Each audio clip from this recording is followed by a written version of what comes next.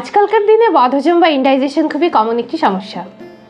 এটি সারানো খুব সহজ, শুধু এর কারণগুলি মনে রেখে তাকে অ্যাভয়েড করতে হবে। কারণগুলো ব্রড সেন্সে তিনটি ভাগে ভাগ করে নিলে বুঝতে সুবিধে হবে।